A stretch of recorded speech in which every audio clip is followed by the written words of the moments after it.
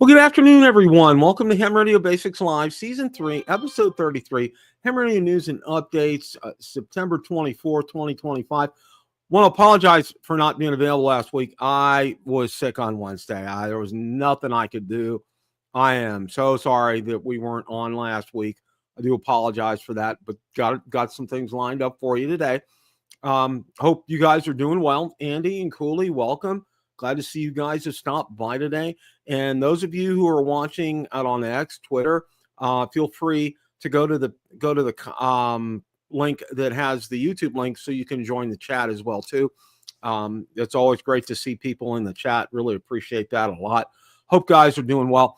I got a special commentary at the end, and I think you guys will enjoy it. I hope so.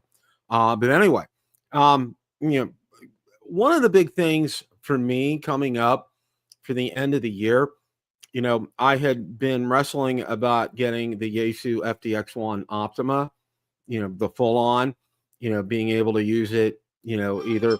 Hey, Jeff, welcome. Good to see you. Thanks for stopping by today.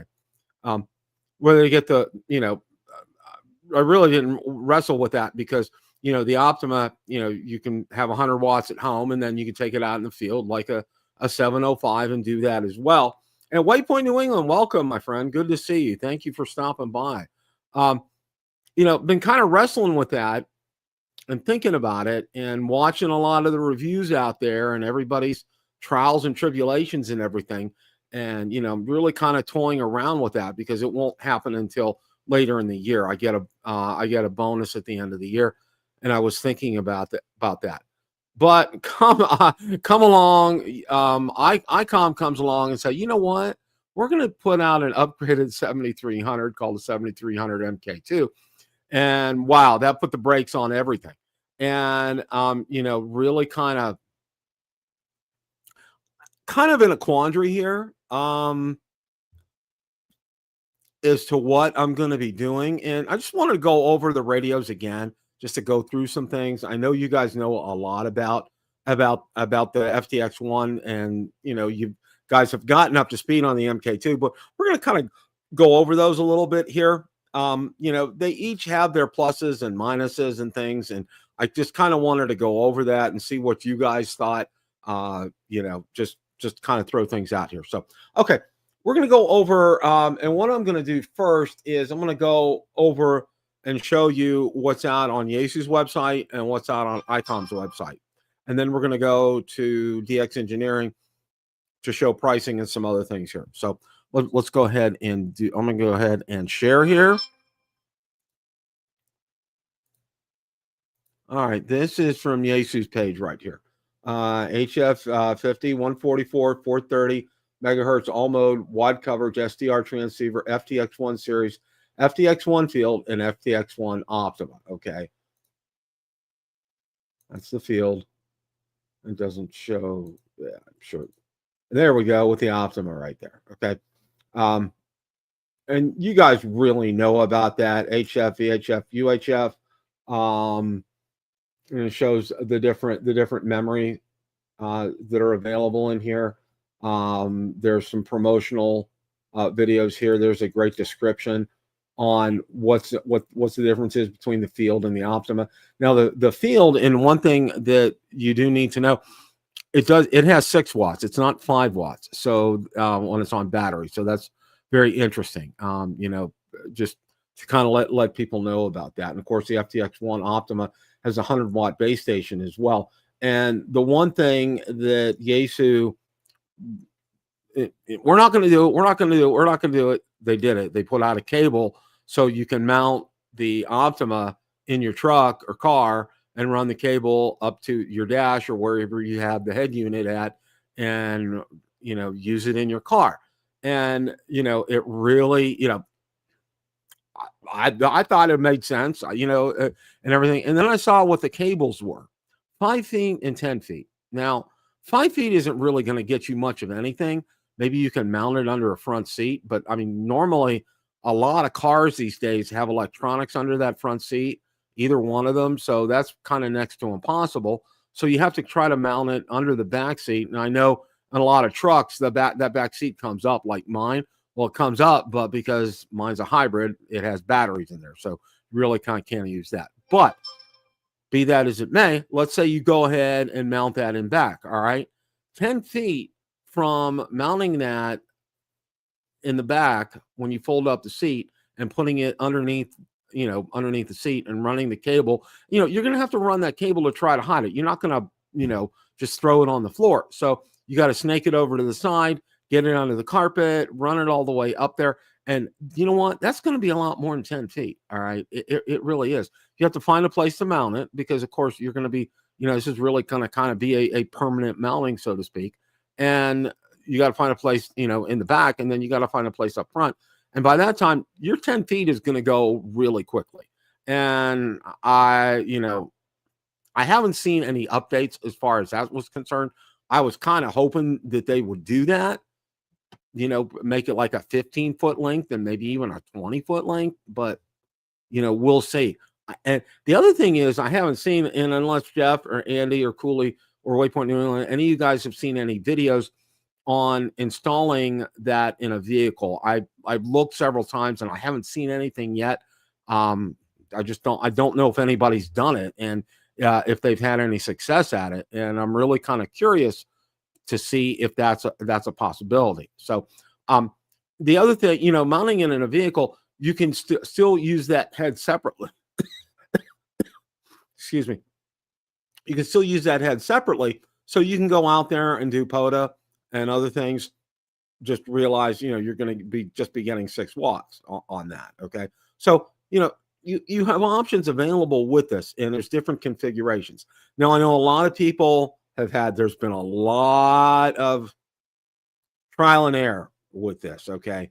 I know Mike from Ham Radio Tube, he had it out, had some issues with it.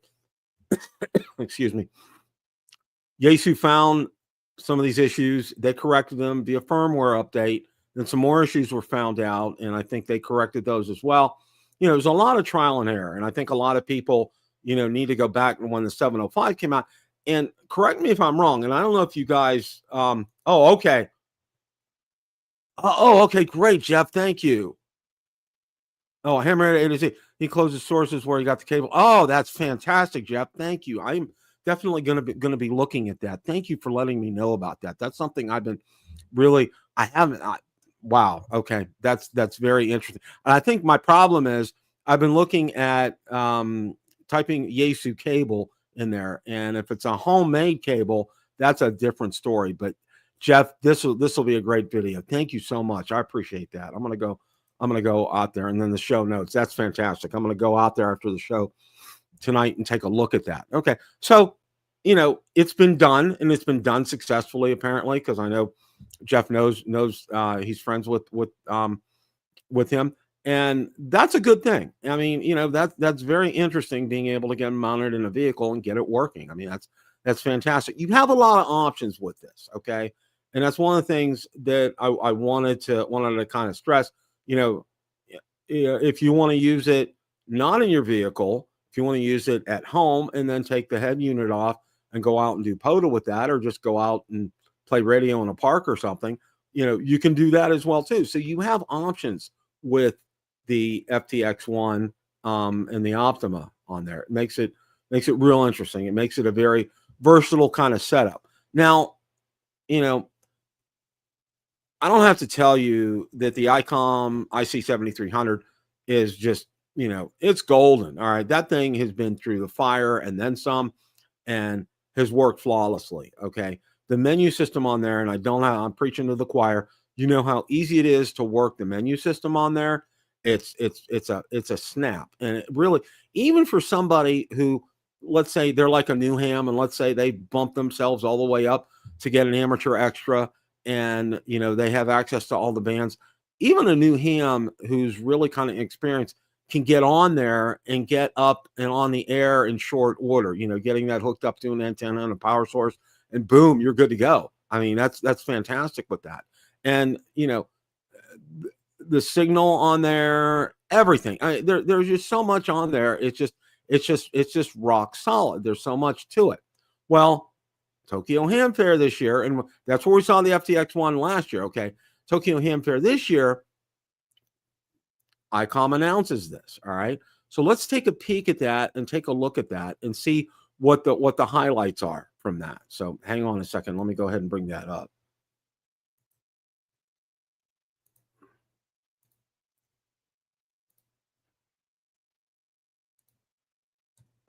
Right. There we go. Okay. Icom unveils new IC7300 MK2 HF 50 70 hertz megahertz transceiver. Okay. They said initial shipments are planned by the end of 2025. So it's not going to come out even for Christmas. It's probably going to be after Christmas. I would say probably January or so. Enhanced performance, improved RMDR and phase noise performance, carefully selected components and optimized DC power design. RX standby current consumption reduced by about 23%, lowering heat generation, which is always a good. First for Icom HF radios, HDMI port for connecting to a large external display. That is fantastic. Built-in CW decoder decodes Morse code without a PC. Wow. Having that on there, that's tremendous. That is absolutely tremendous. Other highlights, separate receive antenna connects for RX antennas, filters, and preamps. USB Type-C with dual virtual COM ports for simultaneous FT8 and logging operation. Built-in LAN for easy remote operation with optimal RSBA1, no server PC required. Supports newly allocated 5 megahertz band, and that's over in Europe here. Packed with features for series operators, the IC7300 K2 is ideal for contesting and DX hunting. Okay. So, let's call this radio like it is. It's really a base station. Okay. It's obviously not a car radio. And although some have gone out there and used the 7300, Smoking Ape. All right. Wow. I am honored, my friend. Thank you for stopping by.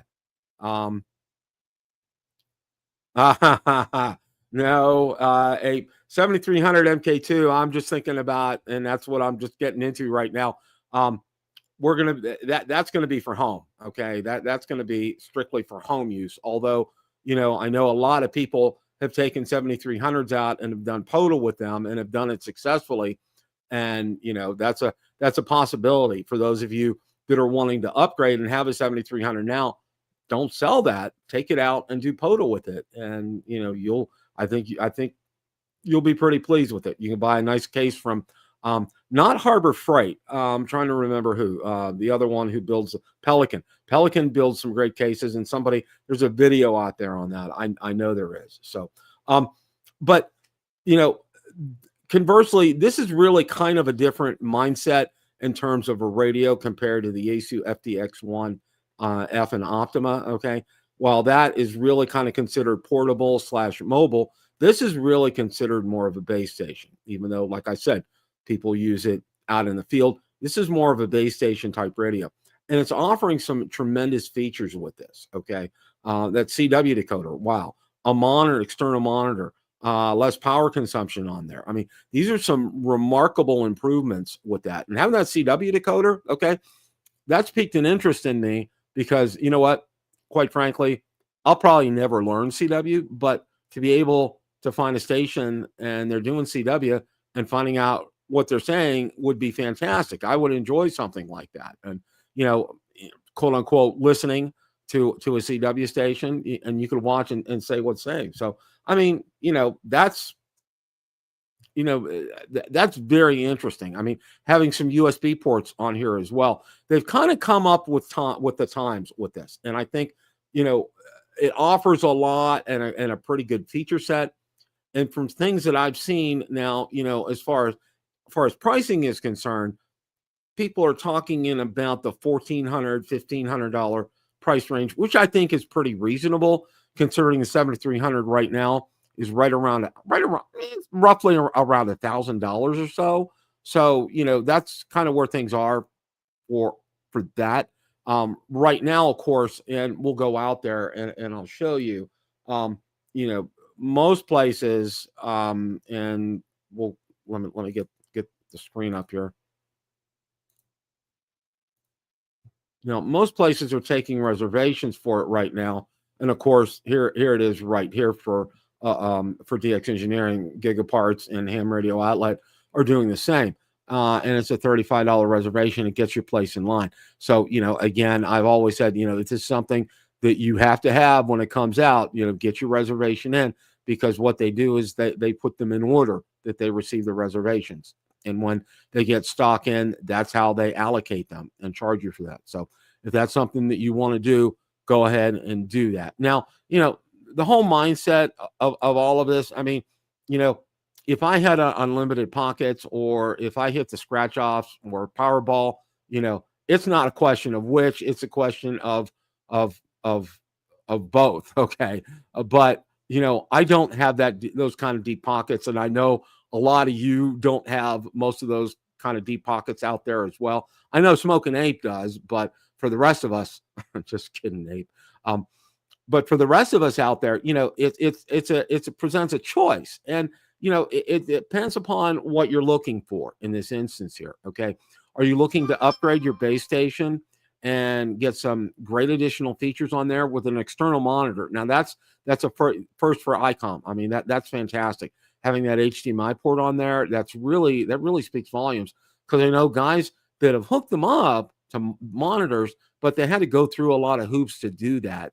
And this sounds like it's pretty much plug and play, and it's up there, which is fantastic, because if you know anything, you see most guys that establish hams that have nice ham shacks set up, they have monitors, and they have monitors hooked up.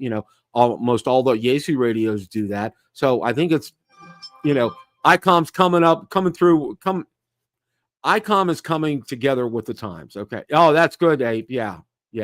That you're right. The 7610 does. That's a good point. Thank you for saying that.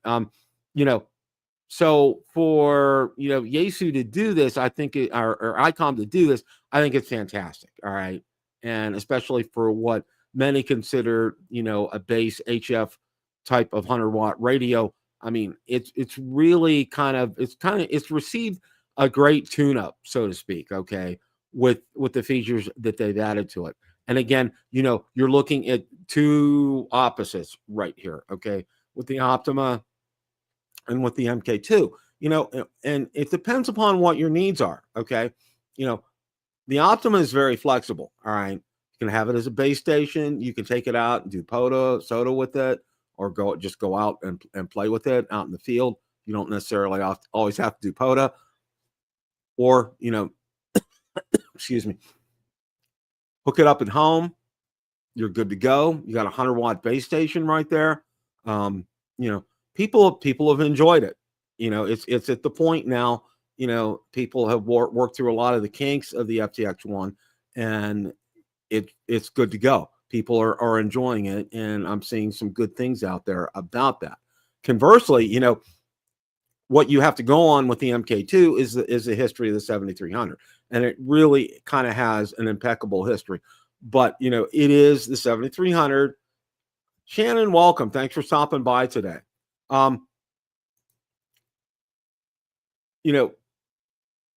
7300 has a good history with it. Okay, it's been out for a while. All right, and it was in very kind of sore need of a tune-up. So this is what Icom has done with the 7300, and it's really great, especially. And I think a lot of things, if you really want to look at it, one of the things I think that draws a lot of people is the 23% less power consumption, which is, I mean, that's fantastic. Okay. I mean, you have less power consumption on something like that. You have the HDMI ports, you have the built-in CW decoder. You don't have to hook that up to anything. That's fantastic. USB ports on there as well too. Filtering sounds to be a little bit better on here. So, all in all, it really kind of depends on what you're looking for. If you're looking for something that's going to have multiple versatility in use, you go with the Yaesu FTX1 Optima. If you have something, if you're looking for more of a base station, then you go with the Icom IC7300 MK2. Again, it all depends on what what you're geared for. Well, for me, okay, right now I can tell you this: the more that I think about this, the more I'm leaning towards an MK2, and the reason for that is I have my Icom IC705. I mean, that is. Yeah, I'm going to be really hard pressed to find a radio better than that. I love that thing so much. Okay, my only complaint is that 100 watts. It's QRP, which I'm preaching to the choir. You guys all know what I'm talking about that. So so I'm kind of leaning towards the MK2 right now. I'm hoping and see, that's the thing. A lot of you guys know, and I know Waypoint New England knows. I have a drone channel as well too, and a lot of times the content creators for drone channels, they get a sample unit ahead of time. And here with ham radio, more often than not, that doesn't happen. Okay, so you really don't know until this radio comes out, and then the large content creators like Jason and Josh and our Smoking Ape, he's getting up there. If they get a unit to test, I mean, it's something that they get to borrow. And what's different with ham radio excuse me, what's different with drones is they pretty much give you that unit to keep. Now, I've heard now it's like it's kind of like you pay 50% of it, but still, that's kind of your bonus. But of course, you're generating content and you want to be favorable with that content that you're generating for that. So, all in all, it's a lot of food for thought with this. And I kind of wanted to talk about this and bring this up because I know a lot of people have talked about it since the MK2 came out, and it's given them, like me, cause to pause, so to speak. I'm not rhyming on purpose, but time to sit back, reflect, and think through what your decision is going to be. And I'm kind of leaning towards the MK2. And those of you who have 7300s, obviously you can sell them if you want. And yeah, you're right, Jeff. Absolutely, absolutely. You can sell your 7300 you want, but I'd kind of encourage you maybe to use it to go out and do POTA. Yeah.